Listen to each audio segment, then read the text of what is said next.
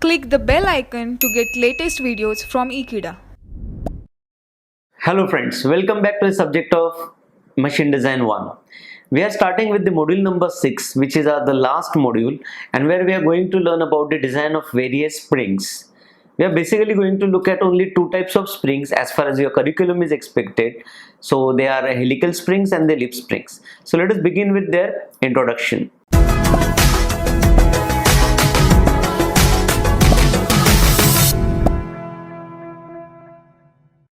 So friends, spring is a mechanical member which is used on the principle of deflection and reverse retention. How does it work? That is very important. So it is made up of number of coils which have a cross section mostly circular, and those coils, when applied with the external force, they change their length. The length may change in the form of deflection, or it may change in the form of extension or retention. And vice versa, when the force is removed, they will undergo the extension or compression. So basic fundamental is deflection and retraction based on the applied load. Load can be compressive or it can be tensile. Let's move ahead. Now generally these are the terminologies which are very important. First of all, spiral is the nature of the spring. The springs are generally have spiral nature, and the path or the trajectory that they follow is called helix or helical trajectory. Thereafter, they are made up of wires. Generally, the helical springs are made up of wires. Wires are the normal wires, which are the mechanical members with certain cross section, circular most of the times, and have length. Of course, they are formed in the form of helix so as to make spiral structure, which is called spring. The next thing is heat treated. Now spring being complex structure, because that's not a straightforward structure. They have certain bends, they have certain spirals, the nature, the path, the curvature is different, and that's why to sustain different loads and to sustain the different mechanical structure, the spring has to undergo certain heat treatments, and that's why in majority of the cases the springs are heat treated, or the materials that are used for springs are heat treated.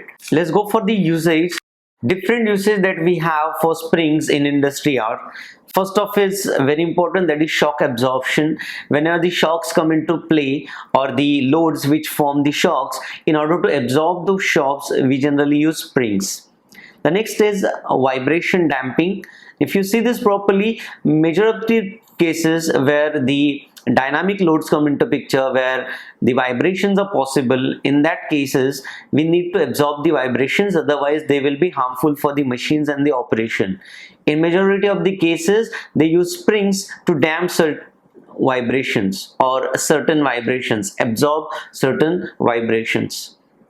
The next is energy storage. Now this is a very day-to-day life example. You can use your wristwatch, where we give, or the batteries, where the batteries were not involved. In that case we used to give certain rotation power to the springs. In the form of energy it used to be stored, and the springs, as they used to get unwind, the energy was utilized for running the wristwatch. So wristwatches or the coils are generally used, or the springs are generally used to store the energy also and release it at appropriate times. The next is measurement devices. Many of the measurement devices do use the same principle of energy storing and retrieving it back, and for that we need to use springs. The next is transmit force.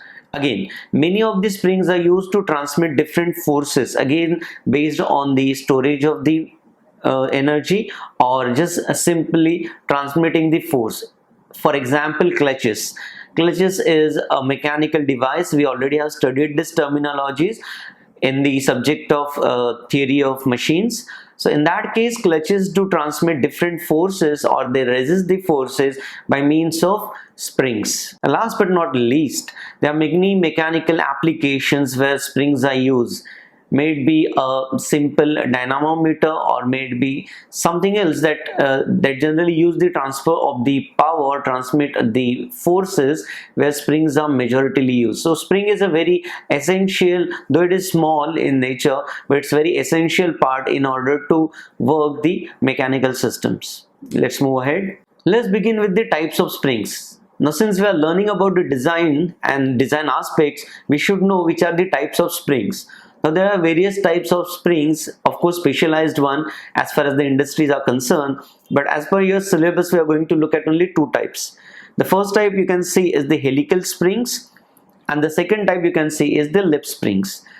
Now helical springs are generally made up of wires, and wires do have the cross section circular in majority of the cases, and that's why helical springs are made up of wires.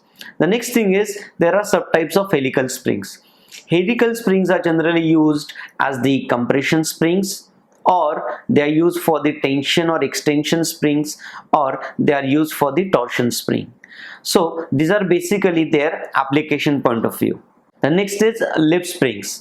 Now lip springs are made up of different materials or the strips of materials or metals you can say, and the general form of lip spring is semi-elliptic lip spring, where the curvature goes into the elliptical way, and they are semi because the only half portion of them is utilized for storing or whatever the purpose they are being used. Of course we are going to do their detailing afterwards, we are going to look at the design aspects afterwards, and then we are going to look at the numericals that can be solved.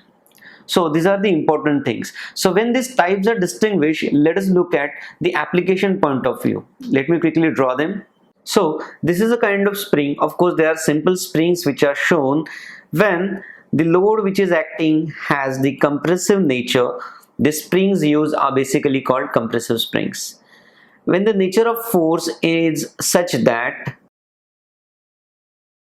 the force will act away from the spring, or they act towards the end points, in that case the spring utilizes called tension springs or extension springs. The last but not the least is the same spring, but in that case the forces do act in such a manner that they induce the torsion inside the given body of the spring, and that's why they are called torsion springs. This is the main type. Whereas the lip springs, they have different lips like them. Lips are nothing but the mechanical strips which have undergone certain curvature. So certain many lips or the strips, they are brought together so as to sustain different loads. All these lip springs are going to sustain transverse loads in that case. Like in this case we have compressive, tensile and torsion. In this case the loads that are going to act on are torsion. Mainly lip springs are utilized for the heavy automobile vehicles for their suspension systems, because in that case it's very difficult or it's not that feasible to use the helical springs. Let's move ahead. Now there comes an important thing which is called terminologies. Since we need to understand different design aspects of this particular member, we need to understand various terminologies or various notations they use for this particular spring. So let us begin with the helical spring. As you can see on the screen, there is a schematic given for this spring. It's a cross section given, and you can see the spring wires on only one half are shown. Let's look at them. If you see this particular structure, they are nothing but the cross sections of these springs. Of course, they are circular in nature on both sides. This is the axis about which they are going to be symmetric. Let us start with the length. The total length from the beginning of the spring till the end of the spring, no matter where the end is called the free length of the spring. So free length is the maximum length of the spring which is possible when there is no force acting on that particular spring. The next thing is the small d. Small d stands for the diameter or the cross section diameter of the wire which is used for that particular spring. So in that case you can see this circular cross section, it's nothing but this small d. Next thing comes is the diameter d, capital D. It is nothing but the mean diameter of the coil. Now if you see from this end to this end, this particular round or this particular turn is called coil. So this coil, the mean diameter is called capital D. Now there are two different terms associated: inner diameter and outer diameter. Now inner diameter, if you see, will be the distance between the innermost layer of these cross sections. Of course circular they are in nature, and outer will be the distance between the outermost layer of this particular dimensions. The next and last terminology which is very important here is pitch. Now pitch, if you see, is proper the distance between two consecutive points of the spring. So let me quickly summarize this. Small d is nothing but the wire diameter. Capital D is the mean diameter. Of course, it is associated with coil. DO, that is the outer diameter, again of coil, and DI is nothing but inner diameter, again associated with the coil. There comes LF, that is the free length.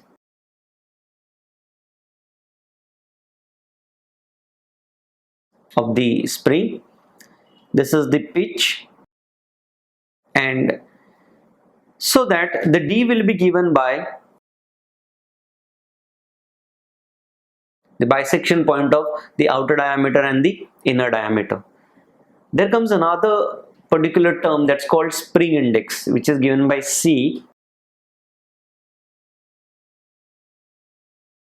Now spring index is nothing but the ratio of the mean diameter of the given coil to the wire diameter of the given coil. We can see the mean diameter, which is this, is always greater than smaller diameter, and hence C will be always greater than 1. Now this factor, spring index, is going to be used frequently whenever we are going to solve the numerical based on the design of this particular spring.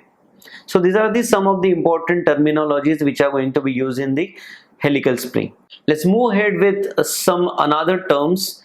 I'll not call them terminologies, but terms which we are going to use for that particular inspection. So the first one is the solid length. Now solid length is no further compression is possible. The students, when a spring is compressed, in that case the coils will touch each other. Since that is metal and that is not a plastic material, it will not deform beyond this. So when the maximum force, maximum possible force is applied on the structure, then the coils will touch each other, so that the length form will be a solid where no further compression is possible. So in such case, the length obtained is called solid length, and it will be given by N into D, where small n is the number of coils into D is the diameter of one wire. So if we need to draw the compressed structure, let me call this is the first coil. The second coil is attached to it. Since they are closely attached, there is no gap between them. Let me add the third one, fourth one, and so on for the n number of coils. And that's why this solid length up to n number of coils will be N, which is 1, 2, 3, 4 and so on up to N, into one diameter of any respective coil. Next thing is compressed length. Now there is a minute difference between this compressed length and solid length. Both are obtained when they are compressed, no doubt in that. But compressed length is obtained when a maximum allowable force is applied. It's not the maximum possible force, it's the maximum allowable force. And you should understand that maximum allowable force has to be smaller than the maximum possible force. So when maximum allowable force is acted upon by the spring, naturally it will compress, but it will not compress to the full extent. There will be some gap maintained by two coils, and considering this gap, whatever total length comes out to be is called compression length. So if you need to draw this schematic, it will be somewhat like this. Let me call this is the first coil. There will be certain gap between the second, third and so on, so that from the first end up to the last, it will be the compressed length. And if you see logically, it will be given by n minus 1 total number of coils minus 1, because we are considering this time gap also, into gap between the coils. Now see, if the gap is 1 to 2 millimeter, in that case we have to consider this gap into the coil minus 1, or the number of coils minus 1. That will give me the compressed length. The next term is free length. Now free length is the length of that particular spring where there is no load acting. Since there is no load acting, it will undergo its natural length, which is possible for the spring to obtain, and that's why it is called unload condition. So in that case, the free length, which is designated by LF, will be given by the compressed length plus the maximum deformation possible for a spring, which will be also given by the solid length plus the maximum axial gap, that is nothing but this two, plus the maximum deflection possible. So either of this empirical formula we can use to find out the free length. Let's go to the next, which is very important, like we have discussed, pitch. Pitch is the axial distance between two consecutive points on a coil. So it's the axial distance between two coils or the consecutive points on the coil. For example, if this is how the spring is structured, I have shown only the cross section. The other side of spring is not shown. So in that case, this is the first coil and this is the next coil. So in that case, these 2 points are same. I'll call them consecutive points. So that the distance measured along the axis or parallel to the axis will be called pitch. And hence, pitch will be given by the free length of a coil divided by this particular term, which is number of coils minus 1, because we are not considering the last coil in that case, because we are taking the difference between two consecutive coils. The next important thing that we need to understand is the spring ends.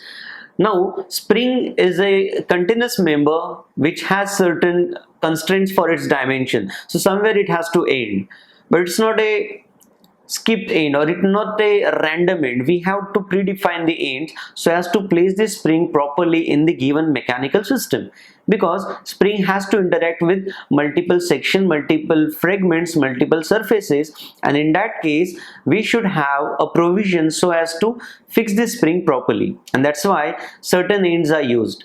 4 such popular ends we are going to look at. The very first end that we see is the plane end. Let me draw this schematic of a spring.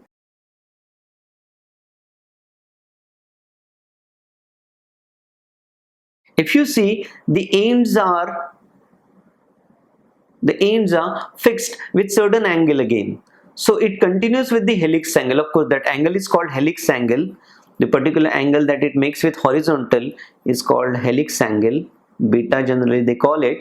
So the spring which has the end where the helix angle is maintained, such a spring will be called a plane spring, or it will call a plane end spring. So it's the most simple form of the spring end. The second form is little modified, and which is called plane and ground. Ground term is used for the flattening of the given end. So in that case, the end will look like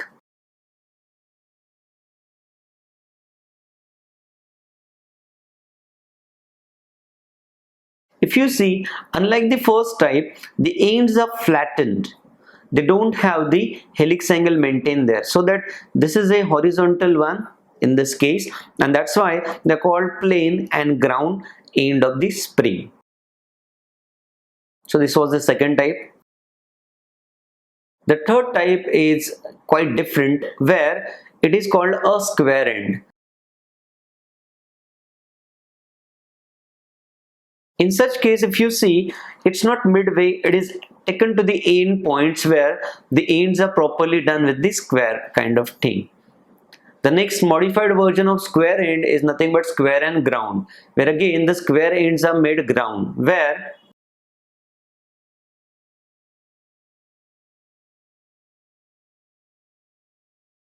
if you see properly, they are particularly ground where they are cut in the shape where it is required. And that's why these are the 4 different spring ends that may have to be used.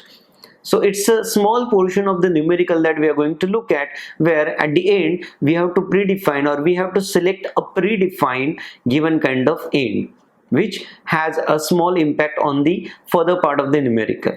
Let's move ahead. We have arrived at the last segment of this particular lecture, where we are going to look at the terminologies that are used for the lip spring.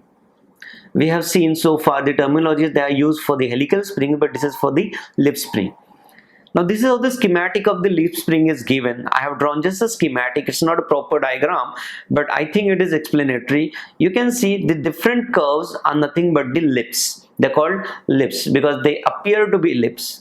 They are made of metals, and we already have seen their cross section. I will draw it for you again. These are basically metallic strips which undergo certain bending. Now, the layers in which they act, they have got certain significance. If you see properly, of course, they are symmetric about both the layers.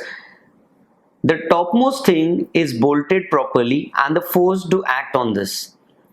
Of course, these bolts do represent a fixture where the spring is going to be fixed.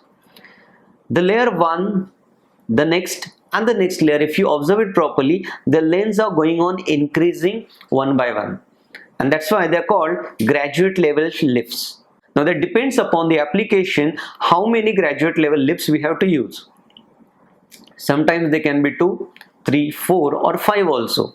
As soon as the graduate level lifts are aimed, they start to equal length lifts, and these are called full length lifts. So these are the fullest the length which is possible, and they are equal in length. There comes the last lift which has got different bent ends, and this lift is called master lift. The master lift is going to be attached to the application to which this spring is going to be attached. Now the forces that do act on this spring are called P. Let us call them P on either sides, so that the reactive force or the supportive force will become twice the P. The last terminologies that they use is this bent end of the master lift is called I. It's called an I. So these are the important terminologies that we are going to look at. The last thing is, between two eyes, their center to center distance is defined as twice the length. Now let us look at them quite rapidly.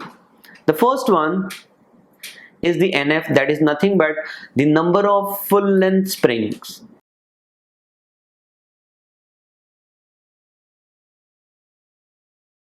Number of full length lips. In our case, there are only 2, 1 and 2. The next one is NG, that is called as number of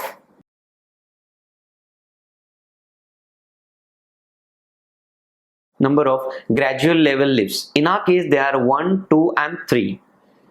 The next one is the total number of lips. So in this case, it will be equal to NF plus NG. The next is the B, which is nothing but the width. So in this case, this particular dimension is nothing but the width of a spring or lift. The next is the thickness. In this case, what are the thickness? The use for one strip is called the thickness of the lift. The next is the length. So it's the length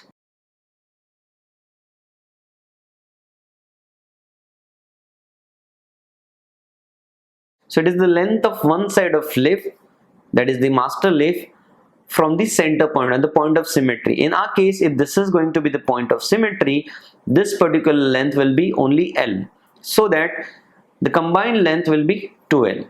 The last is nothing but P, which is the load acting.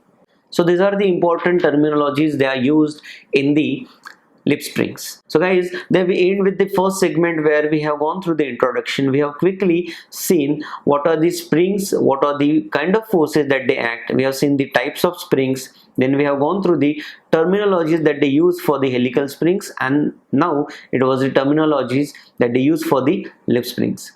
In the next video, we are going to look at the design aspects that they generally use for helical spring design. Thank you so much for watching this video. If you like this video, please subscribe to Ekeeda.